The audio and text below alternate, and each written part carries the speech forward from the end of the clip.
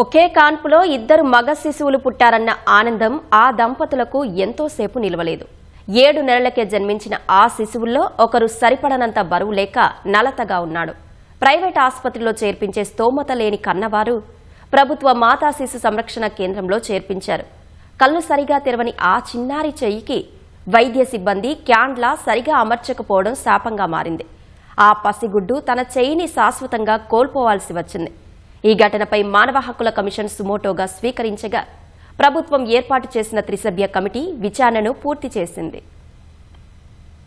ఖమ్మం జిల్లా వైరా మండలం పుణ్యపురి గ్రామానికి చెందిన రేణుక సత్యకాంత్ దంపతులు ప్రైవేటు ఉద్యోగం చేస్తూ జీవిస్తున్నారు. వివాహమై చాలా ఏళ్ల తర్వాత మొదటిసారి రేణుక గర్భం దాల్చింది. ఆమెకు 7వ నెల నడుస్తుండగా అకస్మాత్తుగా కడుపులో నొప్పి వచ్చింది. ఖమ్మంలోని ఓ ప్రైవేటు ఆసుపత్రిలో చూపించారు. మార్చి 3న ఆమెకు శస్త్రచికిత్స చేయగా 2 కవల మగపిల్లలు పుట్టారు. అందులో బరువు తక్కువగా ఉన్న శిశువుకు ఊపిరితిత్తుల సమస్య తలెత్తింది. ప్రైవేటు ఆసుపత్రిలో చూపించే స్తోమత లేక సర్కార్ దవాఖానాలో చేర్పించారు. సిబ్బంది రక్తమెక్కించేందుకు నవజాత శిశువు ఎడమ చేయికి క్యాన్లా ఏర్పాటు చేశారు. అది సరిగా ఎక్కించకపోవడంతో కొన్ని రోజులకు నరాల క్షీణత సోకింది. ఎడమ చెయ్యి పూర్తిగా నల్లగా మారి ఇన్ఫెక్షన్ కు గురైంది. ఒళ్లంతా ఉబ్బడంతో తల్లిదండ్రులు భయపడి స్కానింగ్ చేయించారు. పరిస్థితి విషమించడంతో వైద్యులు హడావుడిగా హైదరాబాద్ నీలోఫర్ కు పంపించారు. బీపీ ఎక్కువై ఉమ్మనీరు పడిపోయి 7th మంత్ లో డెలివరీ చేయాల్సి వచ్చింది. ఉమ్మనీరు పడిపోతే బేబీస్ ప్రమాదం అమ్మ, వెంటనే సర్జరీ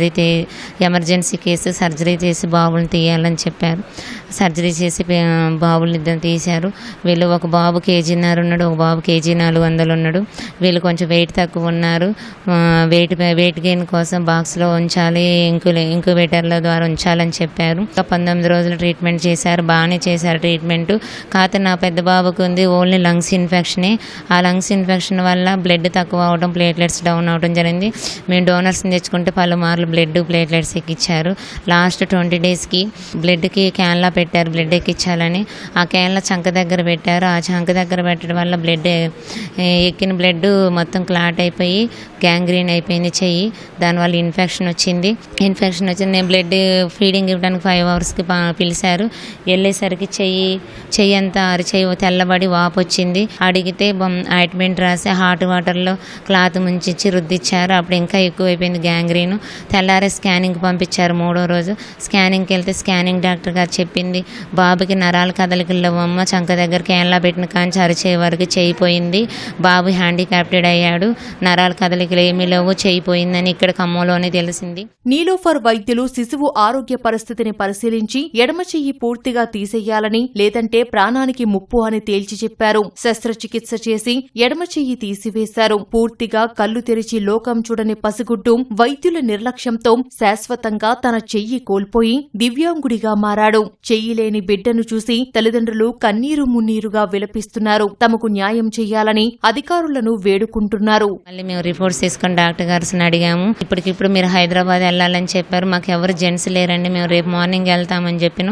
కాదు, ఇప్పుడు అంబులెన్స్ వస్తుంది, ఇప్పటికి వెళ్తేనే మీ చెయ్యి వస్తుంది, లేకపోతే లేదు, అక్కడ బెస్ట్ సర్జన్స్ ఉన్నారు, వెళ్ళండి అని హైదరాబాద్ నైట్ 9 గంటలకి అంబులెన్స్ ఎక్కించారు. మేము అక్కడికి వెళ్ళేసరికి 1:30 అయింది. వీళ్ళు ఇక్కడ చేసిన నిర్లక్ష్యం వీళ్ళు తప్పించుకోవడానికి ఇక్కడే మా బాబు చేయిపోయింది.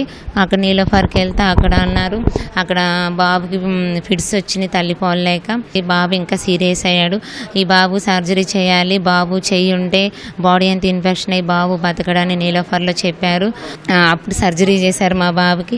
3 months మేము అక్కడే ఉన్నాం హైదరాబాద్లో. వాళ్ళ సహాయం లేకపోతే మా బాబు ఈ స్థాయికి రాపోయేవాడే, మా బాబుకి మా చేతికి రాపోయేవాడే. నా బాబుకి లైఫ్ లాంగ్ ఏమి ఇస్తారు సార్, నా బాబుని కాపాడాలని, వాళ్ళు చూసుకోవాలని. మరి నేనైతే ఏం చేయను, నేను పనికి పోయి బతికేదాన్ని సార్. నాకైతే ఏమీ లేవు.